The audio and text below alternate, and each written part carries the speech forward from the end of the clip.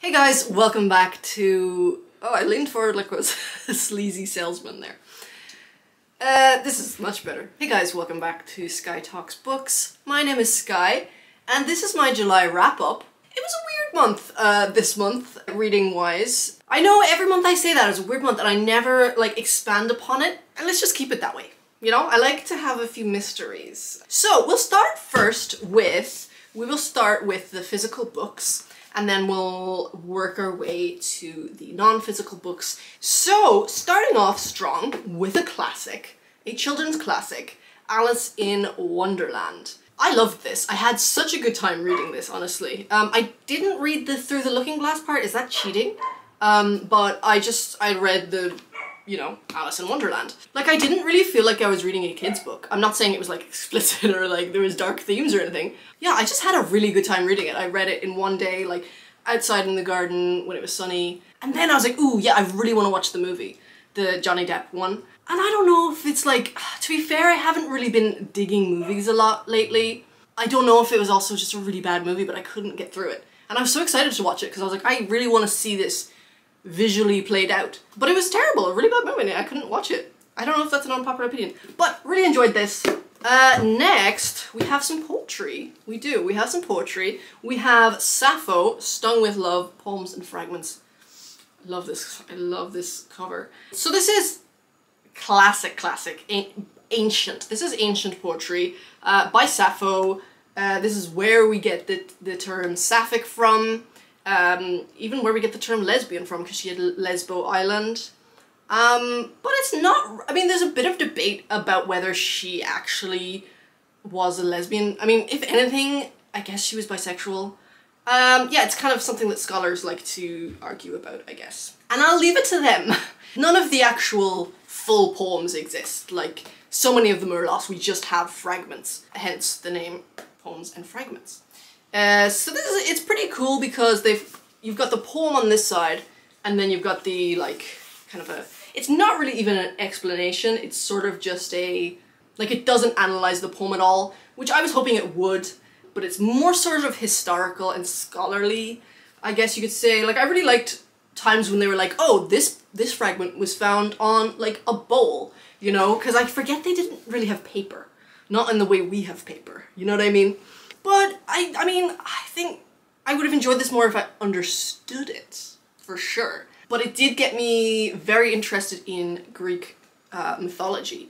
So then I went on a quest to try and find a Greek mythology book. I tried Mythos by Stephen Fry, and it was too funny, that's not what I wanted. Then I tried a very short introduction to Greek mythology, and I didn't like that either. So if you have a good, short, not too overwhelming, but also not trying to be funny book about Greek mythology, let me know. Next we have another kids book. We have The Famous Five by Enid Blyton, and this one is the very first, actually. This is 5 on Treasure Island, and this is the very start of the series, which I was so happy that I read. I hadn't ever read this one when I was a child. And I think what's super interesting about this was how it actually kind of explores gender expression a little bit, because if you don't know, The Famous Five, it's 3 siblings. There's Dick, Julian, Annie, and their siblings, and then their cousin George. Her full name is Georgina, but she doesn't like to be called that. And then Georgina's, my gosh, literally did not respect her wishes at all there, sorry. George's dog, Timmy. So it's actually the siblings' first time meeting George. On the first night, Anne and George are in the bedroom together. Anne is like, hey, I thought your name was Georgina, why do you go by George? And she's like, oh, I don't want to be a girl, I want to be a boy, I feel like I'm a boy. And Anne is really chill about it. She's a bit curious, but she's really chill about it, and she's like, oh, well, you look like a boy. And George is super pleased about this. Annie is like, anyway, you look like a boy. Do I really? Said George, the frown leaving her face for a moment. Mother was awfully cross with me when I cut my hair short. I had hair all around my neck, it was awful. The 2 girls stared at one another for a moment. Don't you simply hate being a girl? Asked George. No, of course not, said Anne. You see, I do like pretty frocks, and I love my dolls, and you can't do that if you're a boy. Okay. And George says, pooh, fancy bothering about pretty frocks, said George in a scornful voice. And dolls, well, you are a baby. That's all I can say. and felt offended. Yeah, of course she was. You're not very polite, she said, which is the perfect response. I'm gonna say that next time I feel offended. You're not very polite. You won't find that my brothers take much notice of you if you act as if you know everything. They're real boys, not pretend boys like you. Wowie. So, an interesting conversation there. And look, for the record, I don't think George is like trans or something. I think she just doesn't, because lots of times she wants to cry or she wants to get excited and then she stops herself because she's like, no, boys don't do that. So I think she just wants to be able to do all the things that boys stereotypically do, like climb trees and... what else do boys do? You know, roughhousing and being a tomboy. And she... and back then, you know, I mean, this was like, what, the 50s? You know, gender roles were a lot more strict. Anyway, sorry, did I like this book? I mean, yeah, I mean, it was an adventurous time. Last physical book we have more poetry. We have Dickinson. So, yeah, I've been watching Dickinson. I'm usually not really into period shows, but this one is done like so well. It doesn't take itself too seriously, but it still sort of explores the issues going on at that time. It has made me just so obsessed with Emily Dickinson. I don't know how else to say it. Like, I feel a real affinity to her. And the show really helped me and other people see that she wasn't some like morose, weird recluse. Okay, she was a bit reclusive. She essentially had agoraphobia towards like the end of her life, like in the latter half of her life. So much so that she didn't leave her bedroom, even for her father's funeral, which was downstairs. And if people would come to speak to her, she would like speak to them through her bedroom door, which like mood. I wish I could do that sometimes. And so, yeah, if you don't know, I've struggled with agoraphobia pretty much all my adult life. And I also used to write poetry, ever since I was a kid. I wrote this poem about a rock, like through the eyes of a rock. I also wrote a poem about a dog with really floppy ears. So, I just feel an affinity to Emily Dickinson. So while I was reading this amazing, beautiful, this collection is amazing, just want to say that, I was like really hanging on every word. I wanted to, usually when I'm analysing poetry and trying to understand it, it's kind of just in a sort of an abstract way. But this was like, no, I want to understand. Like, I want to understand what she was feeling, what she was thinking when she was writing these things. Because I also kind of feel like I'm her reincarnated, but it doesn't matter. Let's not go into that. She is a big user of the dash, which is a very underrated punctuation mark. And, you know, if you see her poems in their original form, which I cannot read her writing, but the dashes are almost like, there are different lengths. It's almost like this visual art piece. She really was a genius. She was a genius, and I want to read all 1,800 of her poems. Now we are moving on to the digital side of things, so I'm just gonna hop on my Goodreads here. And this is where the weird part of the month really started for me. Okay, so, yeah, I read The Love Hypothesis, which I have a full review on, which I highly, if you want to know my full, in-depth feelings about it, watch that, because I have a lot of feelings and thoughts about it. But overall, it was a good time. I hated the banter. I hated her character. I loved the science. Fake dating trope just isn't my favorite because it is highly unrealistic. So you're already starting from a place of just extremely unrealistic, so it's hard for me to really get into it. Okay, the first 5-star read, Euphoria by Lily King. Oh my goodness. So this is actually inspired by the true story of a woman who changed the way we understand our world. In 1933, 3 young gifted anthropologists are thrown together in the jungle of New Guinea. So yeah, it's about these 3 anthropologists, a married couple, Nell and Fenn, and this other guy, Andrew Bankson. So it's in the 30s when like anthropology wasn't really taken very seriously, not even as like a soft science. So there's definitely dark themes in this book because the tribe that they are staying with and studying, or the tribes, they study a few different tribes in the book. You know, tribes they can do some pretty dark things sometimes. So you've got the anthropological element, and then you've got the love triangle element of this story, which for me was like chef's kiss amazing. I've never read such a poignant, realistic, fierce, tender, fiery, explosive, yet subtle love triangle. You know, it's called Euphoria because they feel such euphoria doing the work that they love, and I just, the passion just comes across so, like, it made me want to, like, be passionate. I was constantly taking down quotes. I'll read you some. You don't realize how language actually interferes with communication until you don't have it. How it gets in the way like an over-dominant sense. You have to pay much more attention to everything else when you can't understand the words. Once comprehension comes, so much else falls away. You then rely on their words, and words aren't always the most reliable thing. Oof. So yeah, this is a 5-star read for me. I highly, highly recommend it, and I'm absolutely going to read her other book. I think it's Writers and Lovers. I felt so much while writing the book that... writing the book? Yeah, just let you know. Okay, I was saying it, I am Lily King, I wrote the book. I felt so much while I was reading the book that it was a lot. Okay, next we have The Discomfort of Evening by Marieke Lucas Reginenveld.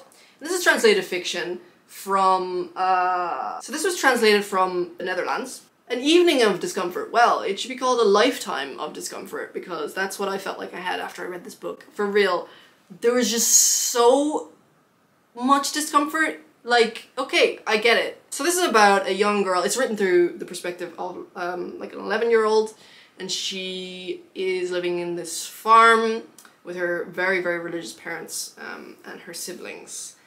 And it's set in the late 90s, early 2000s. And her older brother has just tragically died, and no one is really dealing with the grief. They're just doing religious things, you know what I mean? Which, I'm not saying that's not a way to deal with grief, but no one is talking about it, and no one is really emotionally looking after the kids. Just, like, check every trigger warning for this book. Was it good? Yeah, there's no denying this was a great book. It felt sort of like shock value, like the discomfort, the scenes, the things that were happening was just like, I was just tense, like waiting for the next uncomfortable, shocking moment, you know what I mean? But I do think, yeah, but it's basically a book about what happens when kids are not looked after. You know, there's so much that goes on inside their little heads, and adults just have no idea, you know? So in the cover, she's wearing this red jacket that she doesn't take off. She does not take it off. She sleeps it, like, she doesn't take it off because she feels like something just terrible is gonna happen when she takes off this coat. And obviously, you know, people in the neighborhood are talking, and her parents are angry at her, and they don't, but no one is like, well, let's think about this, like, let's talk, let's see why she doesn't want to take off this coat, let's, I don't know, get her therapy. Because the parents are just so wrapped up in their own grief. And then the mad cow disease happens. Do you remember that in 2000? One very unrealistic thing happened in this book though. Someone threw a Nokia 3310 and it shattered, which wouldn't happen.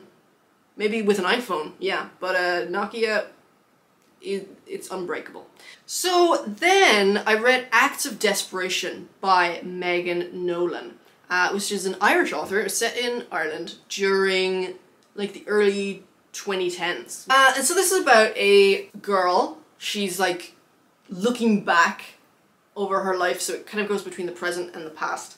In the present she's like 29, and in the past she's like 21, 22, which is really interesting because like in the year 2012 I was also 22, and I also live in Ireland. And a quick side note, it's hard for me when I'm reading about an Irish narrator who is the same age as me, for me not to think, to not like wonder if this person would have bullied me in school. And that's like completely, I mean, I'm exposing myself there. I was not cool or popular in school. So that's just a kind of a mental block, and I had definitely decided that this narrator would have probably bullied me in school. So she is basically like in love with love. Like for her, love is the goal. Love, being in a relationship is everything. Like it's her only way of being alive. And so she gets into a relationship with a guy, he's half Irish, half like Swedish. They get into this sort of emotionally abusive relationship. Okay, here's the thing. I didn't enjoy this book because, wow, my thoughts are so jumbled. Okay, like, so she gets into this relationship with this guy who is pretty open and clear about the fact that he's still in love with his ex-girlfriend. And he's also, like, when she met him, he was cold and distant and like, ooh, that's so sexy. And then what? Did she expect him to just suddenly become a warm flower of communication and affection. Like, why do people do this? Like, they get into a relationship, they think that person is gonna change. And then she's like, oh, this is so awful, he's so cold and distant. Yeah, he's always been like that, what did you expect? And sometimes, like, I was kind of on his side. Like, she was very moany, very unlikable, and he was just like, yeah, I don't want to have to talk to you 24/7, we live together. Can I please just sit here and read my book? Like, I don't think that just wanting to have your own space is necessarily emotionally abusive. And then the narrative changes, and then, like, she kind of becomes the one in control. I don't want to give any spoilers or anything. This is just pure, like, this is definitely millennial fiction, and I'm realizing that I can't relate to millennial fiction. There was a lot of, like, oh, being 21 and walking into a room and having so much power because you know you're a young, beautiful woman and everything is at your fingertips. And that just wasn't my experience of my early 20s or my 20s, because I was just, like, mentally ill. Like, and I wasn't out partying and getting drunk and, like, so I can actually relate more to, like, elderly characters, you know? Like, for instance, when I read Drive Your Plow Over the Bones of the Dead by Olga, I'm sorry, I cannot pronounce her name. I related to the protagonist in that so much, and she was, like, 60 years old. And I just find I relate more to 60, 70-year-old women in books rather than, like, women in their 20s. Okay, like, female suffering is cheap and used cheaply by dishonest women who are looking only for attention. And of all our cardinal sins, seeking attention must surely be up there. Yeah, there's just, like, some stuff that didn't really vibe with me. Yeah, it just wasn't my jam. Next, I experimented with genre a little bit. I read This Body's Not Big Enough for Both of Us by Edgar Cantero. This is a Spanish author, actually. He usually writes in Catalan. And this was described as, like, queer Dr. Jekyll and Mr. Hyde. And yeah, that's a pretty good description, I would say. So it's about this detective who is two people in one, a brother and sister in one body. But they're, like, very opposites to each other, and they're trying to solve this murder. And it's very, like, fast-paced, it's very action. I think I would have enjoyed it a lot more if it was shorter. I think it was a bit too long. It broke the third wall a lot, which is it fourth? Fourth wall. It broke the fourth wall a lot, which I thought was fun. It didn't take itself too seriously. Yeah, it was something different. Like, I think I'm gonna start getting into, like, mystery detective novels because I just love a good mystery. Like, too much. Like, so much that I, like, try and, like, see mysteries in my life where there are none, and I think that just, like, causes problems for me personally. Okay, next, Lolita. Well. Okay, so either I was in a very bad mood while I read this book, or this book put me in a really bad mood. I think I'm gonna upset a lot of people. I'm gonna upset a lot of people because I know that this is a very beloved book. And this, I just want to preface this by saying, like, this isn't me, like, taking some moral high ground or something. Like, I wanted to read the book when I knew it was what it was about. So if anyone's bad, we're all bad for, like, whether you enjoy the book, whether you want to read the book, or none of us are bad. I guess I knew it was gonna be a book written, like, through the eyes of a pedophile. Yeah, he's, like, you know, in his 40s, and he's in love with a 12-year-old. Or, he's not in love. I watched a video analyzing the book afterwards because I wanted to see, like, other people's opinions, and there was this podcast, and they were really debating whether Humbert was in love with Lolita, and it's like, how is that even up for debate? Of course he wasn't. He didn't know her. We didn't know her because he didn't know her, because he didn't see her as a human being. He was not in love with...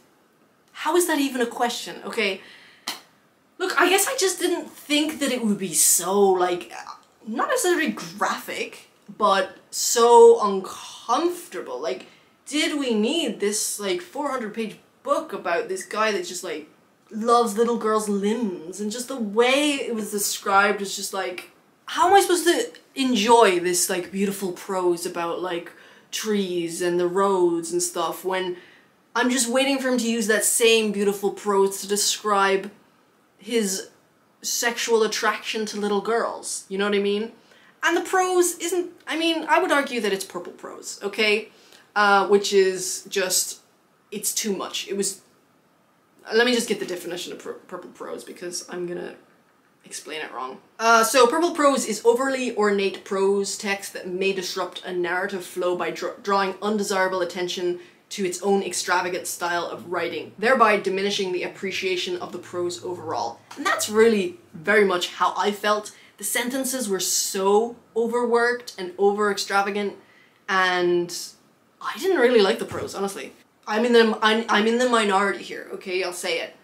I think I have a problem with, like, the fact that this book is a classic. Like, why is it a classic? I think it says a lot about our pedophilic society. Not only was Humbert drawn to young girls, but he was also completely disgusted by adult women. And that kind of sums up society, really. You know, you only have to ask any girl, hey, like, when did you get the most attention from men? Oh, it was when you were 15? Okay. And it went downhill from there. And I think a lot of the beauty standards that we as women are expected to fit into just isn't possible for us after we've completed puberty. I mean, it's possible, but it will take a lot of work. And who are we doing it for? Again, this sort of pedophilic society. Maybe those are harsh words, okay? Maybe they're harsh words. That's just my opinion. And just how Lolita, the concept of Lolita and the movies and the aesthetics has become like this sort of sexy thing. Like, how did that happen? You know what I mean? I don't think it was Nabokov's fault. He had very strict instructions that he didn't want a female or a girl on the cover.